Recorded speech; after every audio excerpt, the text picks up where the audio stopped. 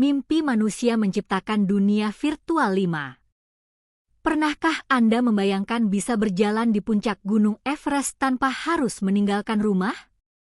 Atau menjelajahi dasar laut, mengunjungi planet lain, bahkan memasuki dunia fantasi seolah semuanya benar-benar nyata? Saat ini, semua itu mulai menjadi kenyataan berkat teknologi virtual reality atau yang lebih dikenal sebagai VR. Namun di balik headset canggih yang kita kenal sekarang, tersimpan perjalanan panjang selama puluhan tahun yang dipenuhi mimpi, kegagalan, penemuan revolusioner, dan kerja keras para ilmuwan yang ingin mengubah cara manusia berinteraksi dengan dunia digital. Teknologi VR bukanlah sesuatu yang muncul begitu saja di era modern. Jauh sebelum komputer pribadi menjadi bagian dari kehidupan sehari-hari, bahkan sebelum internet menghubungkan miliaran orang di seluruh dunia, sudah ada sekelompok ilmuwan dan penemu yang percaya bahwa suatu hari nanti manusia dapat memasuki dunia buatan yang terasa senyata dunia asli. Pada masa itu, gagasan tersebut terdengar seperti cerita fiksi ilmiah. Banyak orang menganggapnya mustahil, sementara yang lain menganggapnya hanya hiburan untuk film-film masa depan. Namun sejarah seringkali membuktikan bahwa mimpi terbesar manusia justru menjadi kenyataan berkat keberanian untuk mencoba sesuatu yang belum pernah dilakukan sebelumnya. Keinginan manusia menciptakan ilusi sebenarnya telah ada sejak ribuan tahun lalu. Lukisan gua prasejarah dibuat sedemikian rupa agar tampak hidup ketika diterangi cahaya api. Di Yunani kuno, para seniman mempelajari perspektif agar gambar terlihat memiliki kedalaman. Pada masa Renaissance, teknik melukis berkembang pesat sehingga orang dapat merasakan seolah-olah sedang melihat pemandangan sungguhan melalui sebuah jendela. Semua perkembangan tersebut menunjukkan satu hal yang sama. Sejak dahulu, manusia selalu ingin membuat pengalaman visual menjadi semakin nyata. Memasuki abad ke-20, perkembangan teknologi mulai membuka peluang baru. Kamera, film, dan televisi membuat orang dapat melihat dunia dari tempat yang jauh. Namun masih ada satu kekurangan besar. Penonton hanya menjadi pengamat. Mereka belum benar-benar merasa berada di dalam cerita. Para ilmuwan kemudian mulai bertanya, bagaimana jika suatu hari nanti manusia bukan hanya melihat sebuah dunia digital, tetapi juga merasa benar-benar berada di dalamnya? Pertanyaan sederhana inilah yang menjadi awal dari perjalanan panjang virtual reality. Pada tahun 1935, seorang penulis Amerika bernama Stanley G. Weinbaum menerbitkan cerita pendek berjudul Pygmalion Spectacles. Dalam kisah tersebut, ia menggambarkan sebuah kacamata yang memungkinkan seseorang memasuki dunia virtual yang sangat nyata. Pengguna bukan hanya melihat gambar, tetapi juga mendengar suara, merasakan sentuhan, bahkan mencium aroma di dunia tersebut. Yang menarik, cerita ini muncul puluhan tahun sebelum teknologi VR benar-benar ada. Banyak ilmuwan di kemudian hari mengakui bahwa karya fiksi ilmiah seperti ini ikut menginspirasi penelitian mereka. Meskipun hanya sebuah cerita, gagasan tersebut mulai memengaruhi cara orang memandang masa depan teknologi. 2 dekade kemudian, mimpi itu mulai memasuki dunia nyata. Pada tahun 1950-an, seorang sineas dan penemu bernama Morton Hellick percaya bahwa film tidak seharusnya hanya ditonton. Film seharusnya dapat dirasakan. Ia menghabiskan waktu bertahun-tahun merancang sebuah mesin unik bernama sensorama. Ketika seseorang duduk di dalam sensorama, mereka tidak hanya melihat film dalam tampilan 3 dimensi. Mesin itu juga menghasilkan suara stereo, getaran pada kursi, hembusan angin, bahkan aroma tertentu sesuai adegan yang sedang diputar. Bayangkan seseorang sedang menyaksikan perjalanan mengendarai sepeda motor di kota. Saat kendaraan melaju, angin akan berembus ke wajah penonton. Ketika melewati toko roti, sensorama mengeluarkan aroma roti yang baru dipanggang. Getaran kursi mengikuti kondisi jalan sehingga pengalaman terasa jauh lebih hidup. Banyak orang yang mencobanya merasa kagum. Mereka belum pernah mengalami hiburan seperti itu sebelumnya. Sayangnya, teknologi pada masa itu masih terlalu mahal.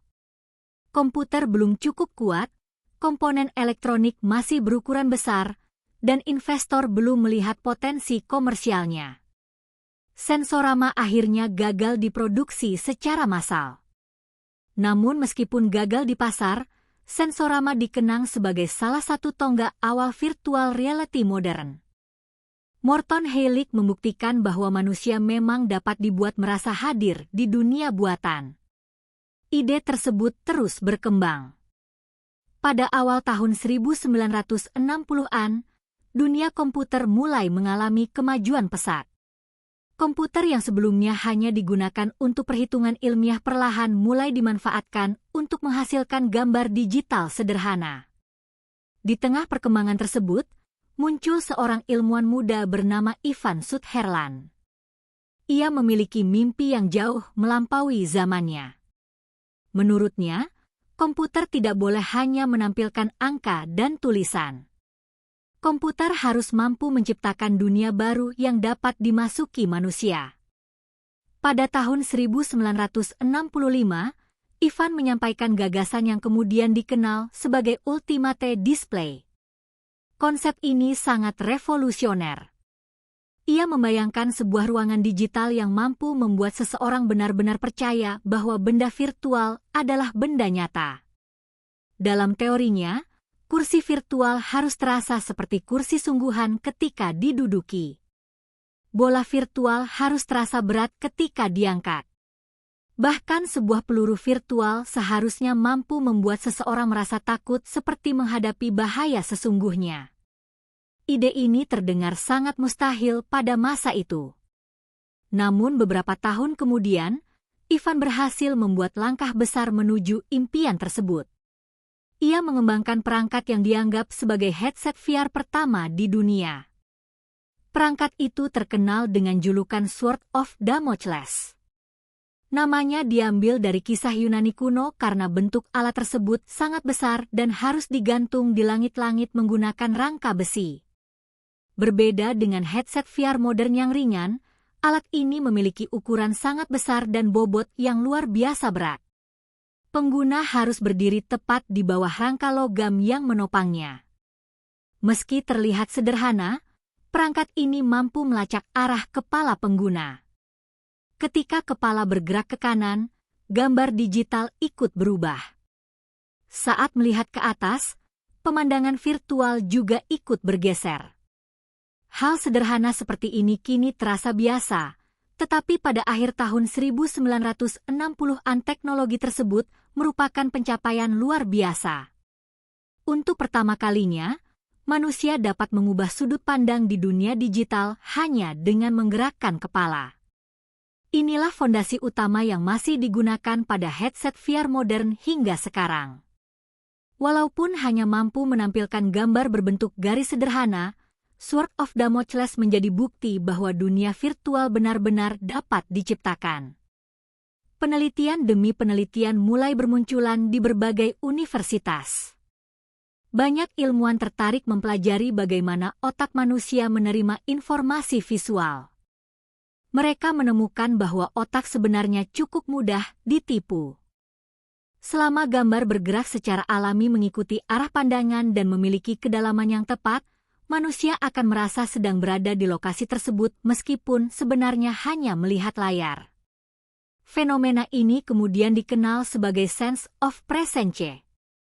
Bukan sekadar melihat, tetapi benar-benar merasa hadir. Inilah inti dari seluruh teknologi virtual reality.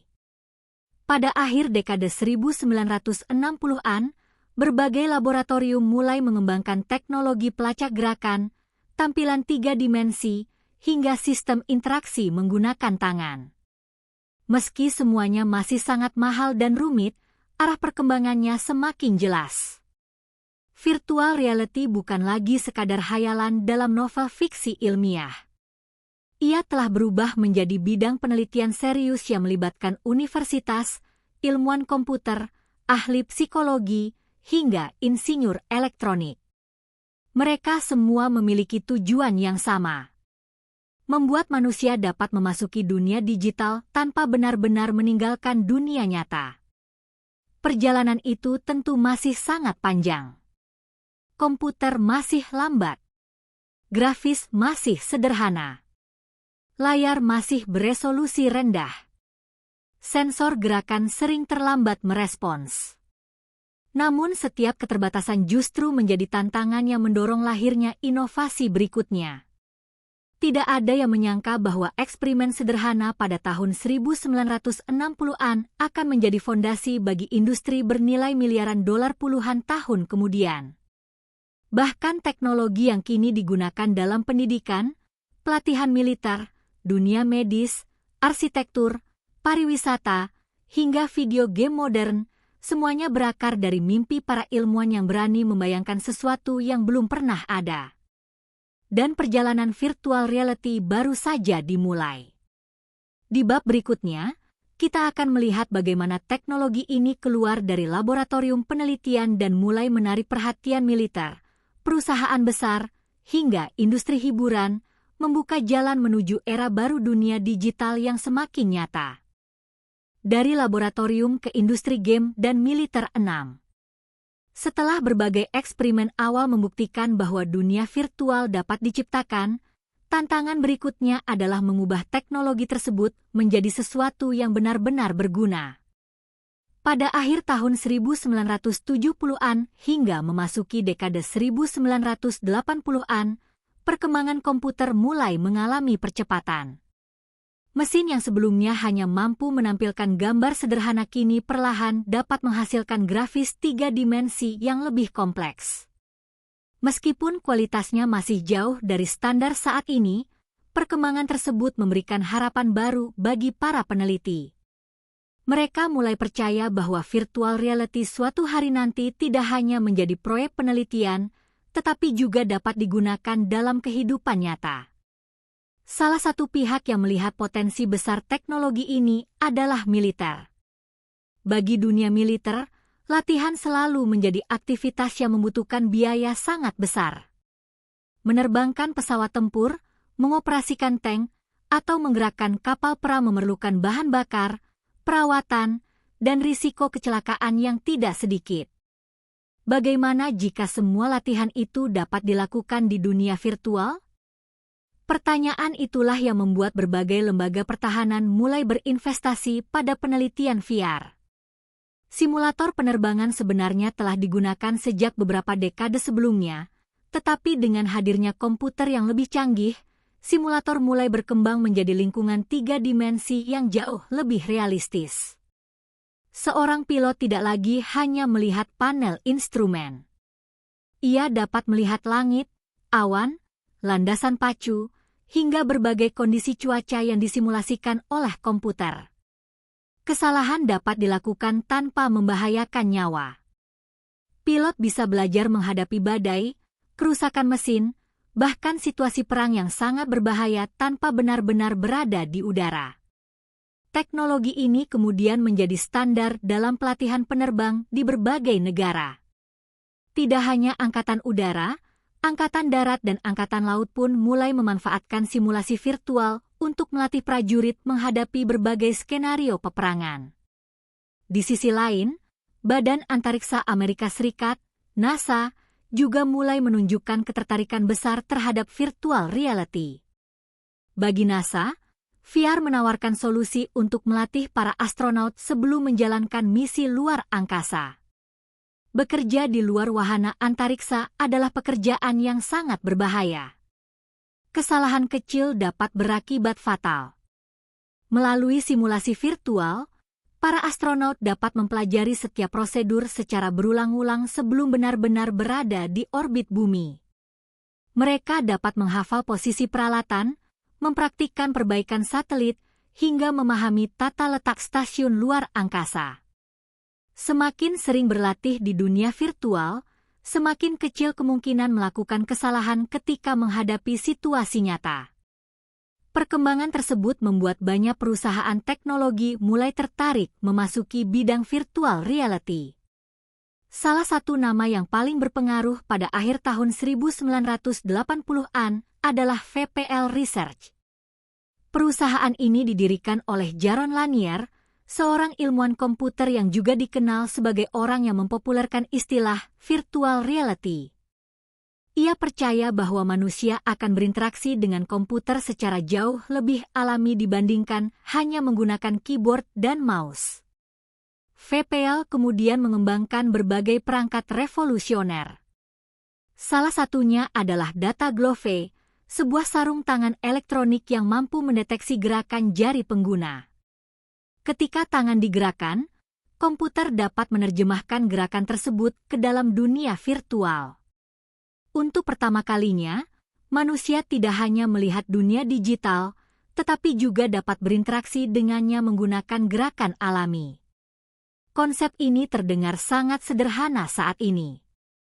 Namun pada masa itu, teknologi tersebut dianggap sebagai lompatan besar dalam sejarah interaksi manusia dengan komputer. Media massa mulai memberitakan virtual reality sebagai teknologi masa depan. Majalah teknologi menggambarkan VR sebagai pintu menuju dunia baru. Film-film Hollywood ikut memperkuat imajinasi masyarakat. Cerita tentang manusia yang hidup di dunia virtual mulai bermunculan dalam berbagai film fiksi ilmiah. Akibatnya, ekspektasi publik terhadap VR meningkat sangat tinggi. Banyak orang percaya bahwa dalam beberapa tahun ke depan semua rumah akan memiliki perangkat virtual reality. Sayangnya, kenyataan tidak semudah itu. Komputer pada masa tersebut masih memiliki keterbatasan besar. Prosesor belum cukup cepat. Kartu grafis masih sangat sederhana. Resolusi layar rendah. Perangkat pelacak gerakan sering terlambat merespons. Akibatnya, pengalaman menggunakan VR masih terasa kurang nyaman.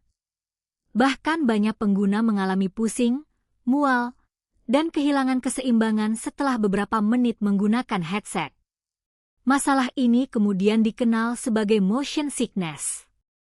Ketika mata melihat tubuh sedang bergerak, tetapi telinga bagian dalam merasakan tubuh tetap diam, otak menerima dua informasi yang saling bertentangan. Perbedaan tersebut menyebabkan rasa mual yang hingga kini masih menjadi tantangan dalam pengembangan VR. Meski demikian, berbagai perusahaan tetap berlomba menghadirkan perangkat virtual reality ke pasar. Memasuki awal tahun 1990-an, dunia permainan video mulai melihat peluang besar. Berbagai pusat hiburan menghadirkan mesin arcade virtual reality yang memungkinkan pemain memasuki dunia 3 dimensi. Pengunjung rela mengantre hanya untuk mencoba pengalaman yang belum pernah mereka rasakan sebelumnya. Meskipun kualitas grafisnya masih sederhana, sensasi melihat dunia digital dari sudut pandang orang pertama membuat banyak orang terpukau. Melihat antusiasme tersebut, Nintendo mencoba membawa VR ke rumah-rumah melalui konsol bernama Virtual Boy. Harapannya sangat besar. Nintendo ingin menciptakan revolusi baru setelah kesuksesan konsol-konsol sebelumnya. Namun hasilnya justru mengecewakan.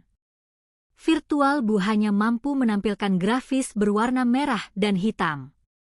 Posisi bermain kurang nyaman. Jumlah permainan sangat terbatas. Banyak pengguna mengeluhkan mata cepat lelah dan kepala terasa pusing. Penjualannya jauh di bawah harapan.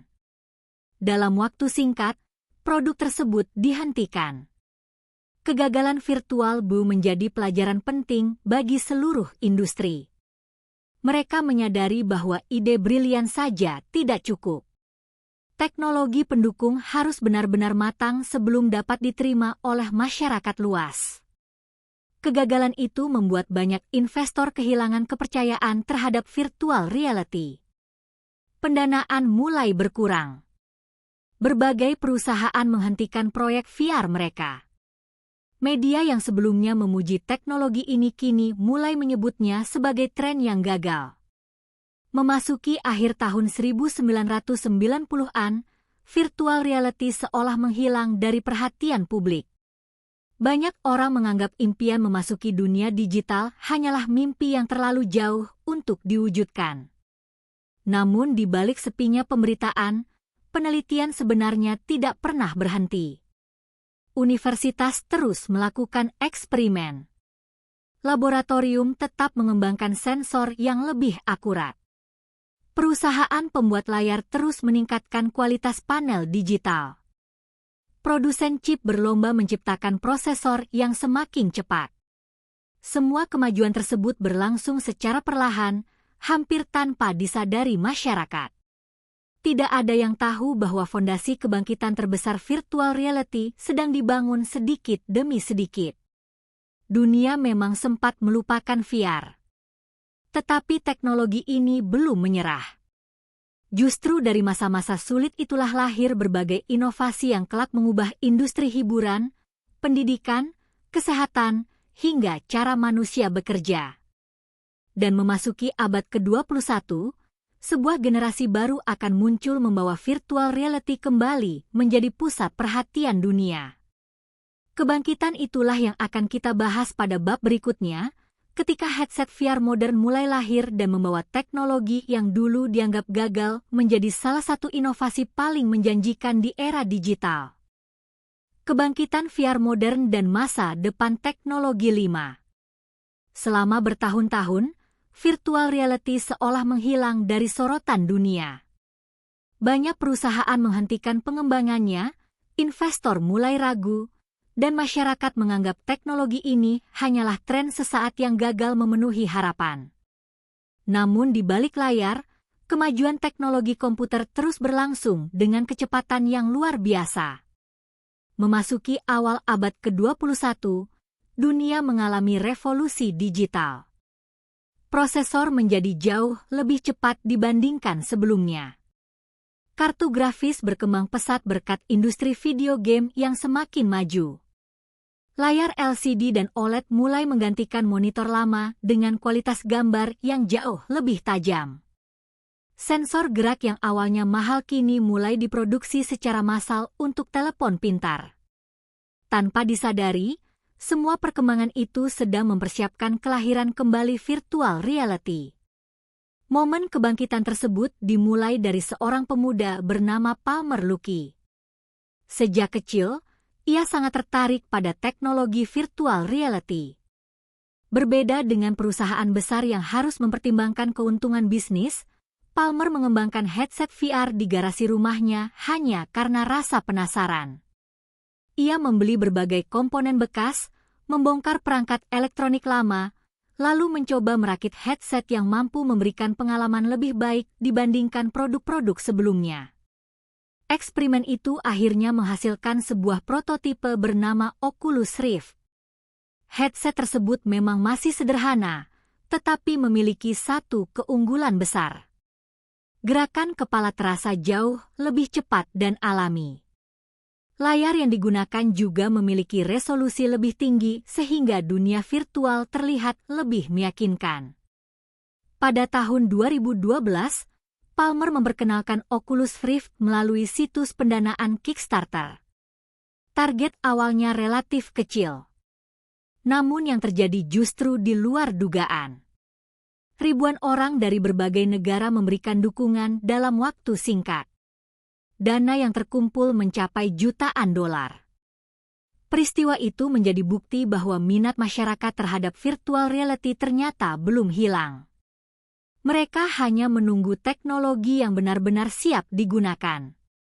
Keberhasilan Oculus Rift menarik perhatian perusahaan-perusahaan teknologi terbesar di dunia. Beberapa tahun kemudian, Meta membeli Oculus dengan nilai miliaran dolar.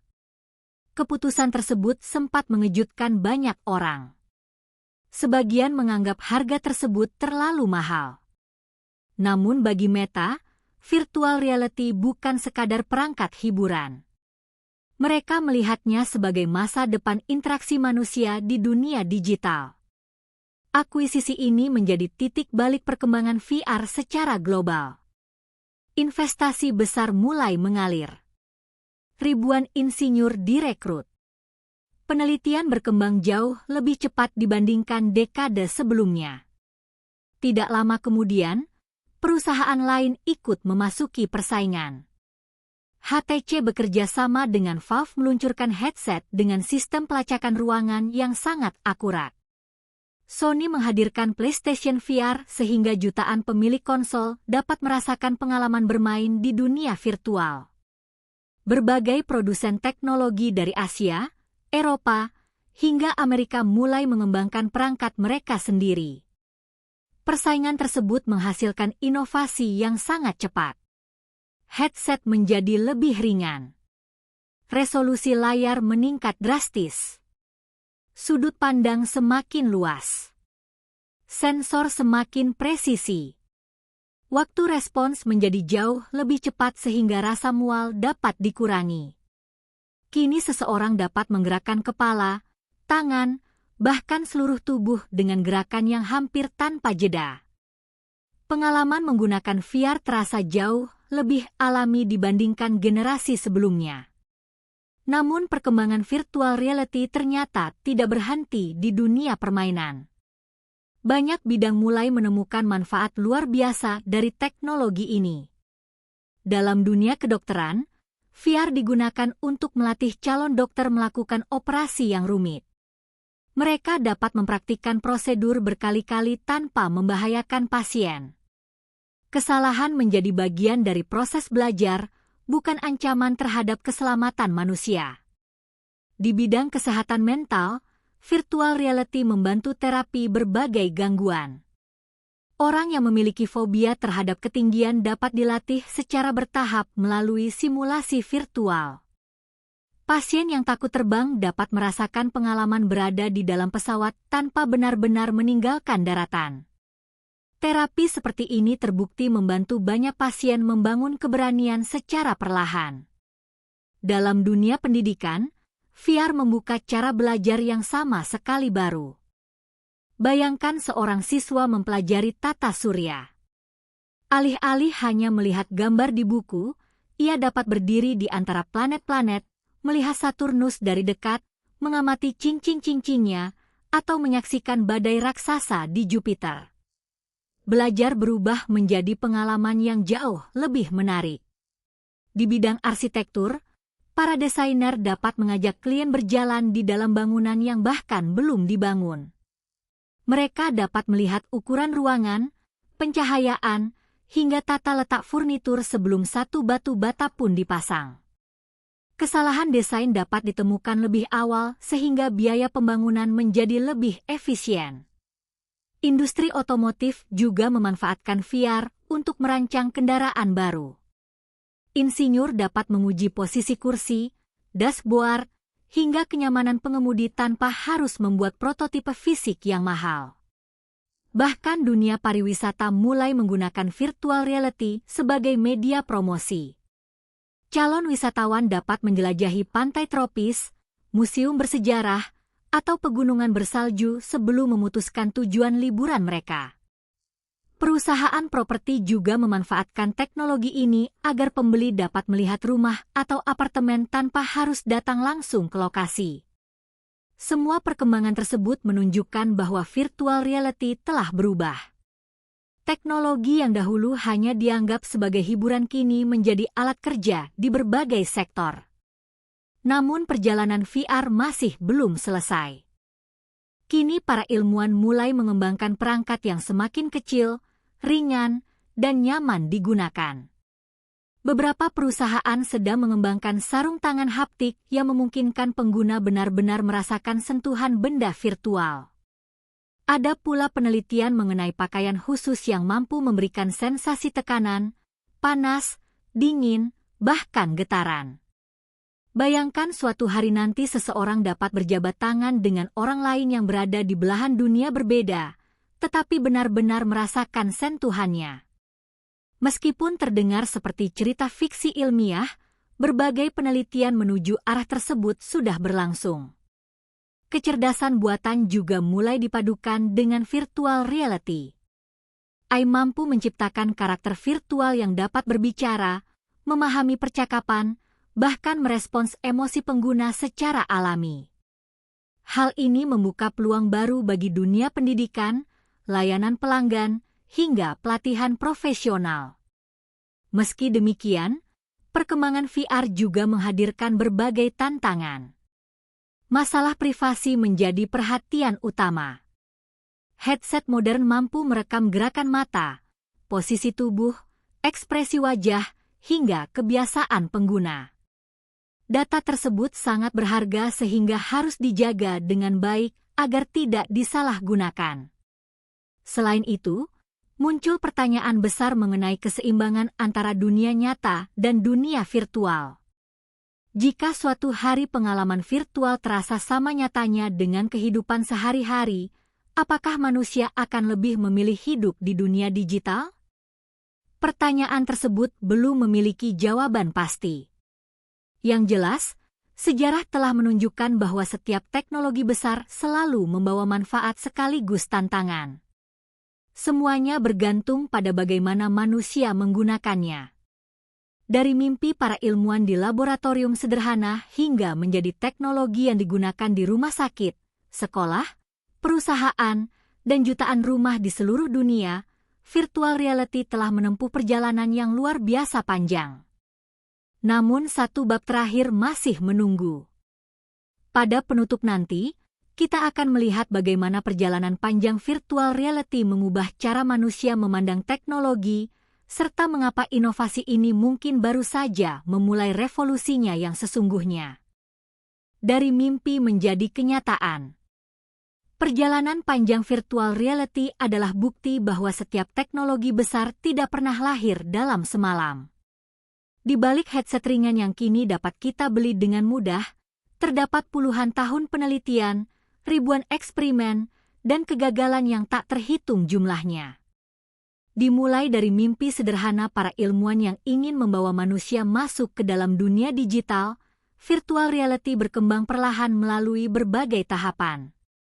Ada masa ketika teknologi ini dianggap terlalu mahal. Ada saat ketika banyak perusahaan kehilangan harapan karena perangkat yang dibuat belum mampu memenuhi ekspektasi masyarakat.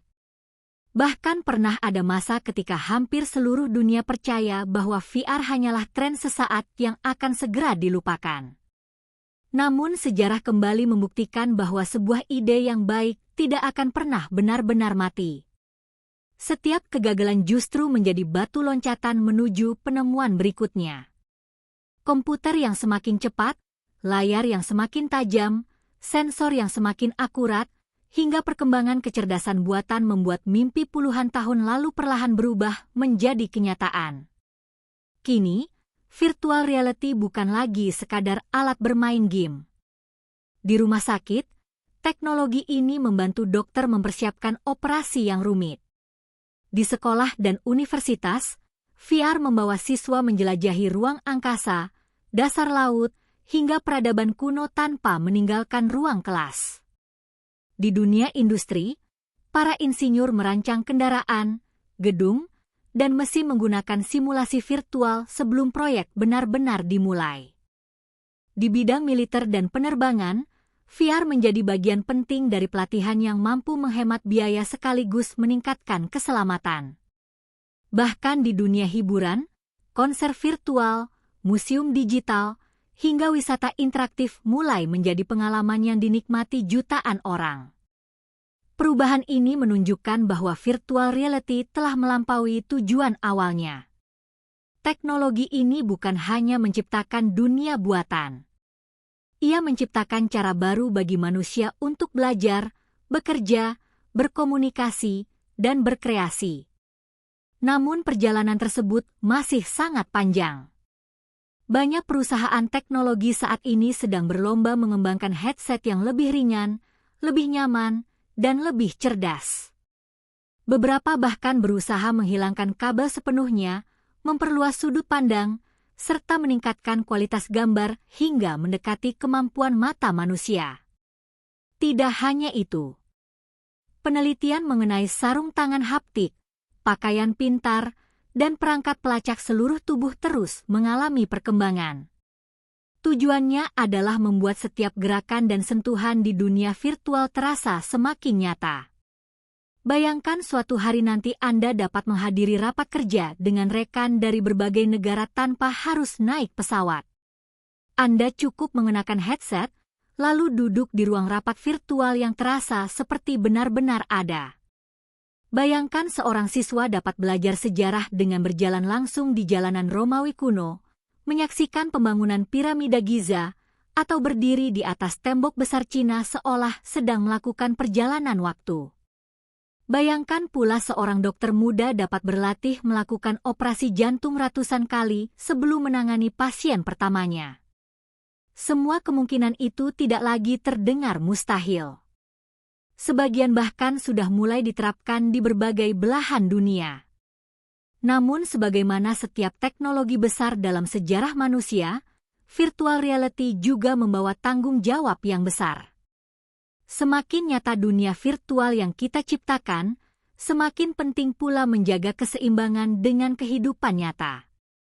Teknologi seharusnya menjadi alat yang membantu manusia berkembang, bukan menggantikan hubungan sosial, pengalaman hidup, atau nilai-nilai kemanusiaan. Masa depan virtual reality bukan hanya ditentukan oleh kecanggihan perangkat keras atau perangkat lunaknya. Masa depan teknologi ini juga bergantung pada bagaimana manusia memilih untuk menggunakannya. Apakah VR akan menjadi jembatan menuju pendidikan yang lebih baik? Apakah ia akan membantu dunia medis menyelamatkan lebih banyak nyawa? Apakah ia akan membuka peluang pekerjaan baru yang belum pernah kita bayangkan? Atau justru menghadirkan tantangan sosial yang harus dihadapi bersama? Jawaban atas semua pertanyaan tersebut masih akan ditulis oleh generasi masa depan. Namun satu hal sudah pasti. Virtual reality telah mengubah sejarah teknologi. Apa yang dahulu hanya muncul dalam halaman-halaman novel fiksi ilmiah kini telah menjadi bagian dari kehidupan sehari-hari. Perjalanan yang dimulai dari laboratorium sederhana kini telah berkembang menjadi industri bernilai miliaran dolar yang terus mendorong batas kemampuan manusia. Dan mungkin, apa yang kita lihat hari ini hanyalah permulaan. Bisa jadi, puluhan tahun dari sekarang, anak cucu kita akan memandang headset VR saat ini sama seperti kita memandang komputer raksasa tahun 1960-an, sebuah teknologi awal yang sederhana, tetapi menjadi fondasi bagi revolusi yang jauh lebih besar. Sejarah virtual reality mengajarkan satu hal yang sangat penting. Tidak ada mimpi yang terlalu besar bagi manusia yang terus belajar, terus berinovasi, dan tidak pernah menyerah menghadapi kegagalan. Karena setiap teknologi yang mengubah dunia selalu berawal dari satu pertanyaan sederhana. Bagaimana jika hal yang tampak mustahil ternyata bisa diwujudkan? Terima kasih telah mengikuti perjalanan panjang sejarah virtual reality dari awal kelahirannya hingga menjadi teknologi revolusioner yang kita kenal saat ini. Jika Anda menyukai video sejarah teknologi seperti ini, jangan lupa tekan tombol subscribe, aktifkan lonceng notifikasi, lalu berikan like apabila video ini menambah wawasan Anda. Bagikan, share, video ini kepada teman dan keluarga agar semakin banyak orang yang mengenal kisah luar biasa di balik perkembangan teknologi yang mengubah dunia. Sampai jumpa di pembahasan sejarah teknologi menarik berikutnya. Terima kasih telah menonton, dan sampai bertemu di video selanjutnya.